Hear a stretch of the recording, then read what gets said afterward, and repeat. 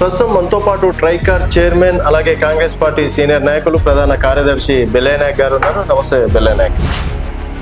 మీ హయాంలో రాజు యువ వికాస్ పథకం కావచ్చు, తర్వాత అచ్చంపేటలో గిరిజనుల కోసం సోలార్ ప్లాంట్లు ఏర్పాటు చేసే పథకం కావచ్చు, రెండు అద్భుతమైన పథకాలు మీరు వచ్చిన తర్వాత ప్రారంభించడం అనేది జరుగుతుంది. ఎట్లా అనిపిస్తుంది? టీఆర్ఎస్ ప్రభుత్వం అధికారంలో ఉన్నప్పుడు 1,00,000 కోట్లు ల్యాబ్స్ చేసినటువంటి పరిస్థితి. మా ప్రభుత్వం వచ్చిన తర్వాత ఇవాళ పూర్తి స్థాయిలో ఎస్సీ ఎస్టీలకు సప్లాన్ చట్టం ప్రకారం అలా ఖర్చు పెట్టాలనేటటువంటి నిర్ణయం తీసుకున్నది. ఇప్పుడు బీసీల కోసం చూసుకున్నట్టయితే పెద్ద ఎత్తున ఉద్యమాలు రాబోతున్నాయి. అండ్ బీసీ ముఖ్యమంత్రి కావాలని చెప్పేసి వాళ్ళకి యూనిట్గా వాళ్ళు చేసినటువంటి ఉద్యమం అనుకోవచ్చు. సమానత్వం కోసం, రాజకీయ ప్రాతినిధ్యం కోసం జరిగేటటువంటి పోరాటం రాజకీయ ప్రాతినిధ్యం వచ్చేదాకా జరుగుతూనే ఉంటుంది.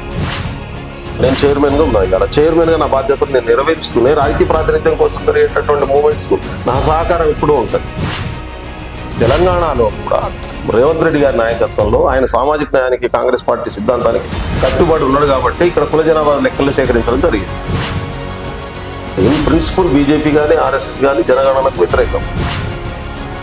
ఎందుకంటే కులాల జనాభా లెక్కలు కనుక తేలితే కుల అణచివేత ఉన్నదని ఒప్పుకోవడానికి సిద్ధంగా లేదు, కులాలు ఉన్నాయని చెప్పి ఒప్పుకోవడానికి సిద్ధంగా లేదు. ఈ మధ్య చూసుకున్నట్టయితే రాహుల్ గాంధీ గారితో మీరు పాదయాత్ర చేయడం అనేది, తర్వాత కమిటీలు వేస్తుంటారు, సమావేశాలు నిర్వహిస్తుంటారు, మరి ఢిల్లీకి వెళ్తుంటారు, మళ్ళీ ఇంకెక్కడో ఆదివాసులకు సంబంధించి అక్కడ వెళ్తుంటారు. సార్ కాళ్ళకి ఏమైనా చక్రాలు వేసుకున్నారా అటు ఇటు తిరగడానికి? నాది ఒకటే ప్రిన్సిపల్, ప్రతి మనిషికి బర్త్డే ఉంటుంది, దాంతో పాటు డెత్ డే ఉంటుంది. ఈ మధ్యలో జీవించిందే జీవితం. చాలా మంది డెత్ డే ఉందనే విషయం మర్చిపోతారు. ప్రతి మనిషి తనకు కూడా డెత్ డే ఉందనేటటువంటి విషయం అర్థమైతే తాను ప్రియారిటీస్ పనిచేసేటటువంటి విధానాలన్నీ మారుతాయి.